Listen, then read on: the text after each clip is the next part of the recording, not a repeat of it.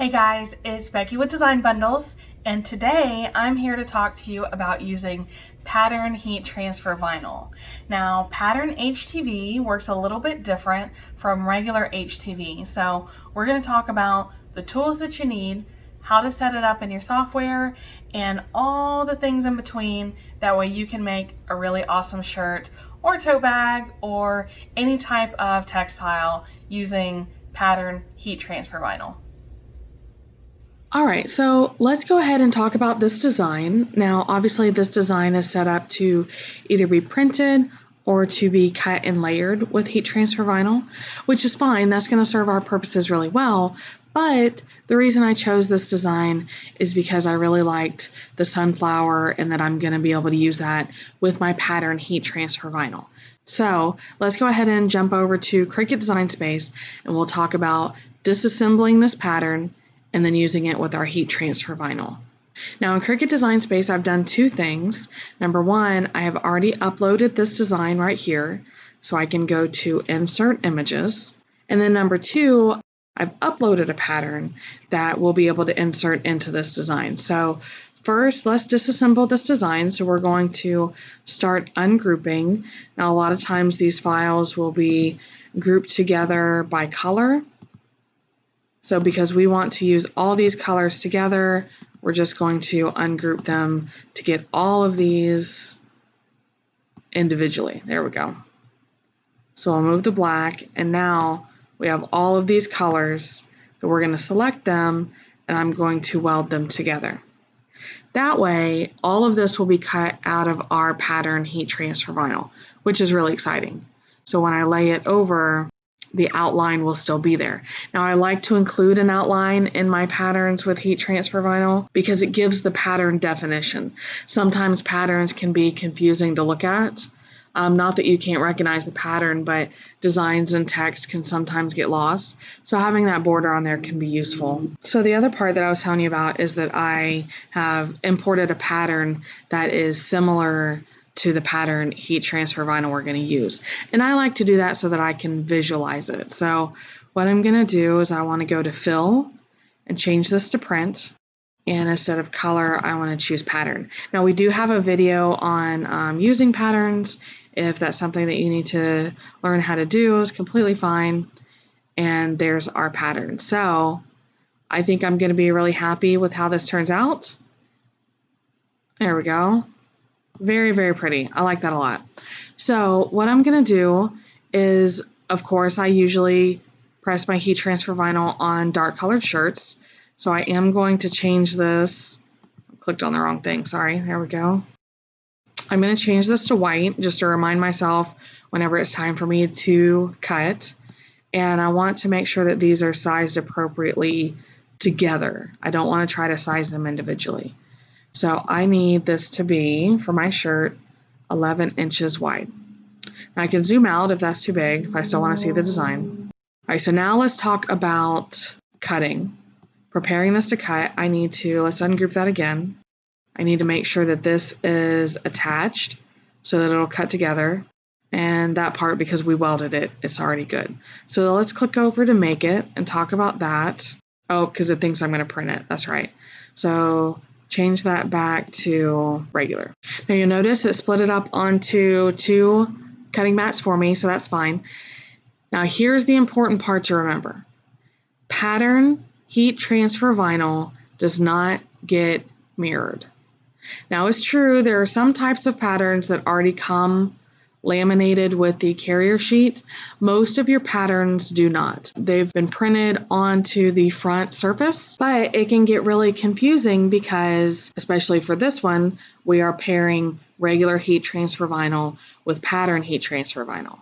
So what that means is we need to mirror the regular heat transfer vinyl, but leave the pattern heat transfer vinyl regular, okay? And this will make more sense whenever we get into it, but I just wanted to show you because most of the designs that you're going to be working with patterns, you're going to want to combine regular and pattern. It's just the way it goes because, you know, while I love a nice pretty pattern on my shirt, I don't want my text to get lost, or I want to pair it with a pretty color, or You know, the pattern is just kind of on the expensive side in terms of materials, so a lot of times I'll just use it as an accent.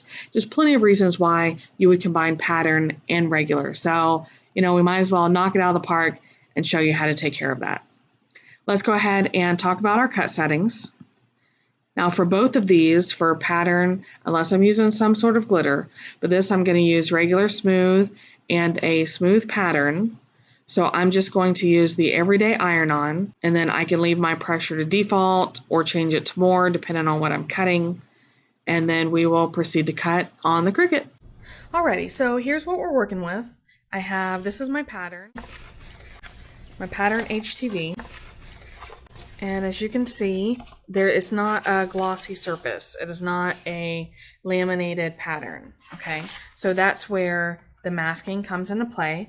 Now, you have to be careful when you're purchasing this, especially online. Not all vinyl stores include the masking with the patterns. Sometimes they'll tell you that you need it separately, and other times, you'll just have to know that with pattern, you need to purchase a masking. Now, the masking is reusable, so don't throw it away, and you can use it a couple times. And then this is just a white heat transfer vinyl, and this is the shirt that I'm going with. So I really thought the blue and the heather look would work really well with the patterns, or the colors of this pattern. So let's go ahead and get our mat, and I'm going to talk to you about cutting the pattern first. So here's my well-loved mat here. You guys know I use this mat for just about everything.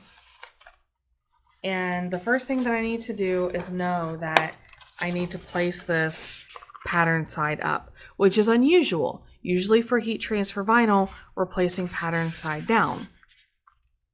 Okay, and then also I want to be careful because some printers have to leave that extra edge. So instead of trimming it off, I just make sure that it's in place over here.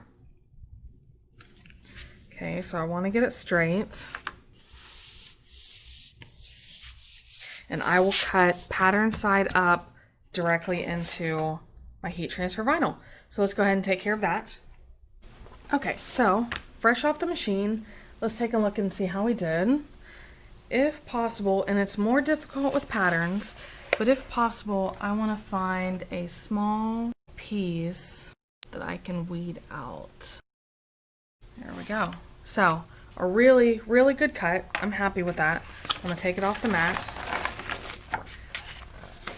Now I will say I don't normally have any problems cutting and weeding patterns, so that is definitely beneficial. But don't forget to do a test cut if you're unsure.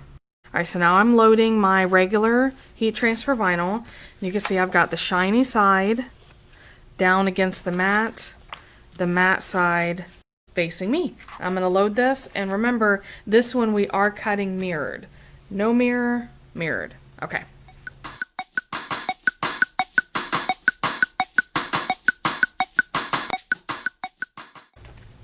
Okay, and there's our white. So we got really good cut lines on those. So let's slide that out of the way and go ahead and weed it.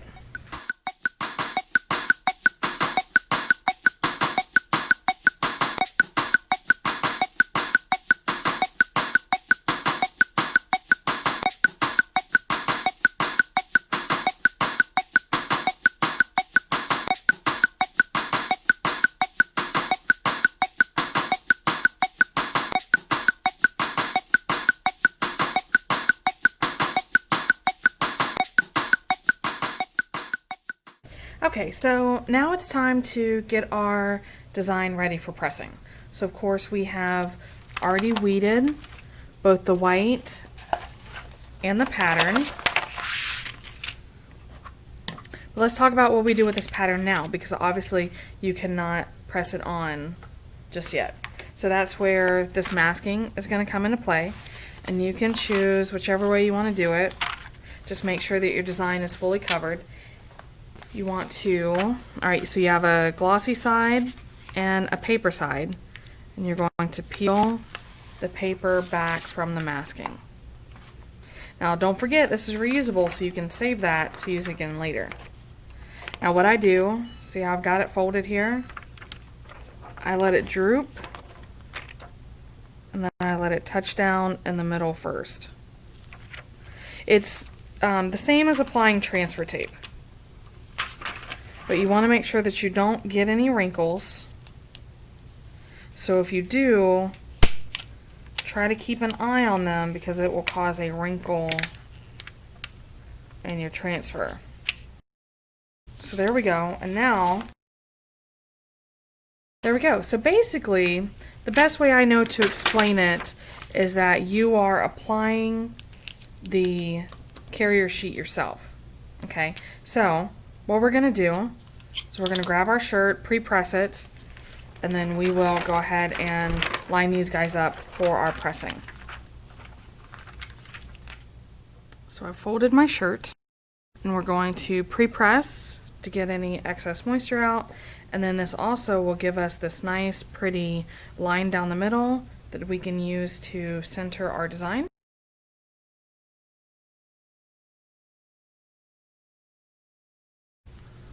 Now you can just lay the shirt out, make sure that you can see where that line is.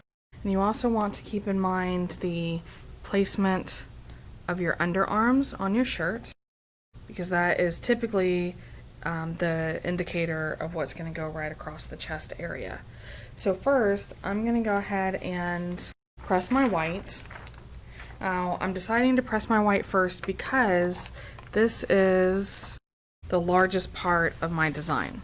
Okay, so unless this was glitter or some other reason why we wouldn't want to press it first, go ahead and press the largest piece of your design because this is going to help with your placement. Okay, so for example, if I had started with the sunflower part, I might have started too high, not realizing or not remembering that I still had this text up here. So we're going to take our Teflon sheet, cover it up, take our EasyPress. Now this is just going to be a tack down. Okay, we do not have to press for the full time, but you do want to give it a little bit of pressure and a little bit of pressing. Alright, Teflon sheet off. And we should be able to just peel off the carrier sheet. There we go, beautiful. Now it is time for our pattern. So remember, we've already applied the carrier sheet, so now I just want to carefully come in and line this pattern up as best I can. It does not have to be perfect, luckily, because I have this nice blue shirt. But that's the great thing about heat transfer vinyl, is that I have plenty of time to handle the layering. Okay, so let's hit it with the Teflon again. And the EasyPress. Now this will be our last press, so you do want to get the right time, temperature, and pressure, which can be hard sometimes with the Cricut EasyPress, so remember that. Now this design was larger than my EasyPress, so I just had to take care of it in 2 presses. Ideally, you would try to get as little overlap as possible, but luckily we're only doing the 2 layers, so it's not that big of a deal. Alright, and let's see what we got. And there we go. Very, very pretty. I'm very happy with those results. And of course, now we have a brand new shirt to wear. So, how do you feel about using Pattern HTV? Hopefully some of the tips and tricks we went over, as well as the instruction, helped you to be more comfortable and know that, you know, although the technique is just a little bit different, there's nothing to be afraid of with Pattern Heat Transfer Vinyl. So if you have any questions or any comments, definitely please leave those below. And of course, subscribe to the channel, because as always, we have a ton more videos planned for you right around the corner. So thanks for watching today, and we'll see you next time.